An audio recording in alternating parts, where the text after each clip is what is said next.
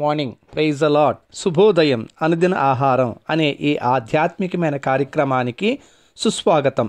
మనుషుడు రొట్టె వలన కాదు, దేవుని నోట నుండి వచ్చు ప్రతి మాట వలన జీవించును. ఈరోజు దేవుని యొక్క వాక్య ఆత్మీయ ఆహారము. నీ మందిరము యొక్క సమృద్ధి వలన వారు తృప్తి నొందుచున్నారు.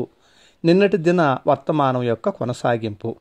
దేవుని యొక్క మందిరము దేవునికి నివాస యోగ్యమై ఉన్నప్పుడు ఆ మందిరము నందు దేవుడు ఉన్నందున, దేవుని ఆత్మ సంచరించుచున్నందున, జీవముతో నిండిన సమృద్ధితో నింపబడి ఉండినందున అప్పుడు వారు ఎలాంటి వారైనను దేవుని మందిరం యొక్క సమృద్ధి వలన సంతృప్తి నొంది దేవునిని మహిమపరుస్తారు. ఈ విధముగా సంతృప్తి నొందిన వారు దేవుని మందిరమును విడువక నిత్యము ప్రేమిస్తూ నివాసము చేస్తారు.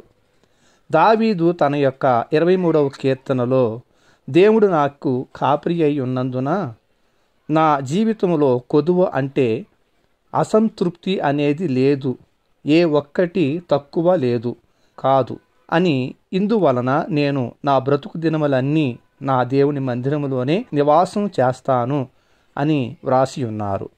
దేవుని యొక్క మందిర సమృద్ధిచే దీవెన నొంది సంతృప్తి నొందిన దావీదు ఆ నిర్ణయం తీసుకున్నాడు.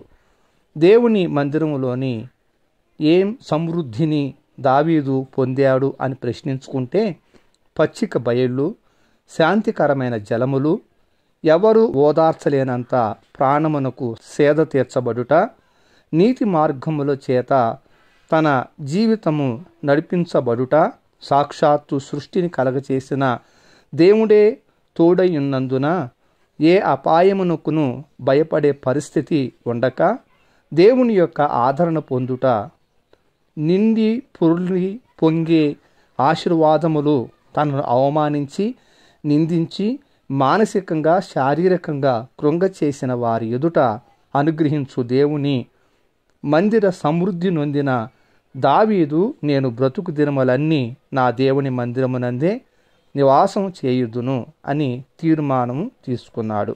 ఎందుకనగా దేవుని యొక్క మందిరం యొక్క సమృద్ధితో తాను సంతృప్తి నొంది ఉన్నాడు కాబట్టి.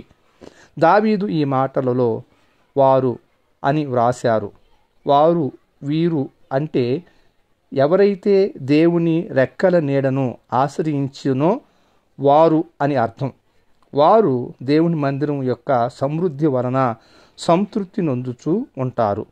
మానవునికి దేవుడు ఇచ్చే సంతృప్తి, సంతోషము ఉంటుంది. అలాగే అపవాది ఇచ్చే సంతృప్తి ఉంటుంది. ఈ రెండిటి యొక్క వ్యత్యాసాన్ని గ్రహించలేకపోతే దేవునికి దూరం చేసే అపవాది ఆలోచనను గ్రహించుట, వానిని గద్దించటము అనేది ఉండదు. వాడి యొక్క వలలో చిక్కుకుపోవాల్సినటువంటి భయంకరమైన పరిస్థితి ఉంటుంది. ప్రతి సంతోషము, తృప్తి దేవుడు ఇస్తున్నాడని భ్రమపడి ఆత్మీయ నష్టానికి గురి కావలసి ఉంటుంది. జాగ్రత్త పడాలి. ఈ రెండిటి యొక్క వ్యత్యాసాన్ని గ్రహించుట ఎలాగో రేపటి ఆత్మీయ ఆహారములో మనం పొందుకుందాం. ప్రార్థన. ప్రేమస్వరూపమైనటువంటి మహాకనికరం కలిగిన మా పరలోకపు తండ్రి, నీకు స్తోత్రములు. మమ్మల్ని ఎంతో ప్రేమించి మాకు అనుగ్రహించిన ఈ దినమును బట్టి కృతజ్ఞత స్తుతులు చెల్లిస్తున్నా. నీ మందిరపు ఆవరణంలో తండ్రి, నీవు మాకు అనుగ్రహించే నీ మందిరం యొక్క సమృద్ధి చేత సంతృప్తి నొందుదుముగాక. మీ దివ్య జీవ వాక్యము చేత మా ప్రాణాలను తెప్పరిల్ల చేయండి. మీ సన్నిధి కాంతి చేత మమ్మల్ని ప్రభువా మీ యొక్క సంపూర్ణతలోనికి నడిపించండి.